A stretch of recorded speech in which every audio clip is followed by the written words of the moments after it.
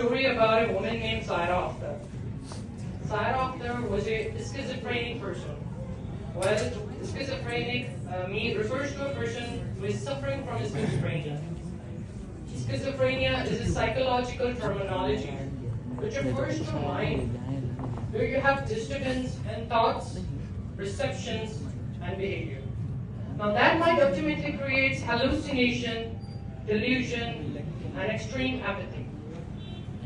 Now Cyrus' condition was really well controlled with the help of medicines and therapies, and she was living a normal life.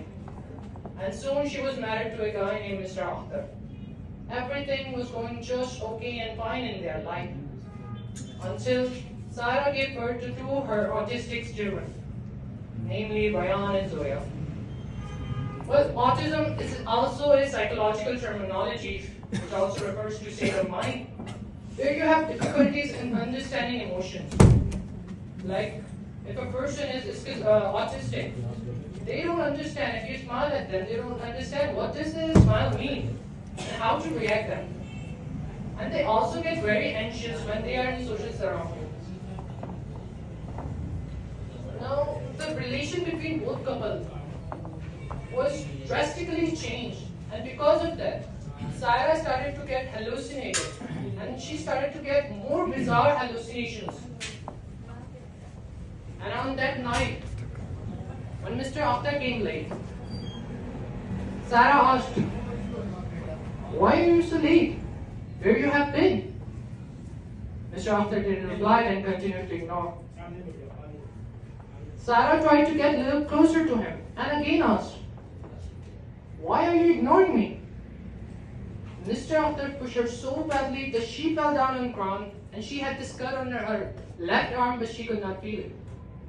And he still didn't reply. Sarah again said with low tone, "Why are you treating me this way? Ever since I was diagnosed with Down." Mr. Akhtar interrupted and said, "Just don't call them my kids. I'm ashamed of them calling my children. You know what, Sarah? I'm fed up. Fed up living in this mental family." Sarah said, "But you really can't ignore the fact that you are their father." "Oh, please. I never wanted to ignore my kids. And even I am their biological father. I'll never accept them as my children. And you know what, Sarah? I'm leaving you." Now, Sarah was in great shock, sitting at her place and looking at her husband leaving her. And in her mind, she was trying to figure out a way out to this desperate problem. And after some moments, she stood up, entered her room, opened the closet, and she picked up a black strange wire. There was something horrible going on in her head. Something that no mother would ever think about.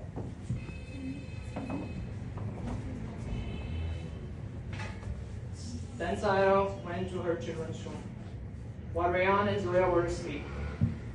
She entered the room, and as she was walking toward her children, she was mumbling something. Something like, "I'll end your misery, kids. I'll end it today." She stood next to Rayan and looked at him, and then strangled him with the wire. Keep on repeating, "I'll end it, I'll end it." Ryan woke up and suffocated and tried to get rid of it, struggled breathing. And because of all this fuss, Zoya also woke up and saw what horrible crime her mother was doing to her brother.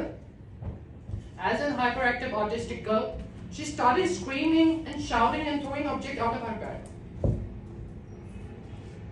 As soon as Sarah realized that her own daughter was afraid of her, that she, with her own bare hand, was killing her own son, despite the mental condition of Sarah, the mother instinct took over her. She let go of Ryan and bursted into tears. While Ryan and Zoya were sitting in the corner of the room, afraid of their mother, Sarah looked at them and said, "I'm sorry. Mama is sorry." But the children even refused going near her because they were afraid of her. Clara stood up, went next to them, and sat down and said, I promise I'll never allow anybody or anyone ever come again in our relation. Mama is promising that she'll never let it happen again. And I love you, my kids. Mama loves you. She hugged her children and burst into tears again. Now, firstly, the stories ended here. Firstly, the main motto of telling you guys a story was get you guys familiar with the terminologies like schizophrenia and autism. Secondly, and most importantly, that in reality, children with disability are poorly treated sometimes by society and sometimes by their own parents. It's terribly heartbreaking. I, Saifullah, request each one of you sitting here that if you know anyone or anybody, a relative, a close friend, or even in your neighborhood that has childlike special needs, kindly aware them. Spread this awareness. To treat their disability as natural. And to accept them as they are. Why are you running behind curing them, fixing them? They are not toys. They deserve love. They are humans. Give them equal love and affection that they deserve. Thank you.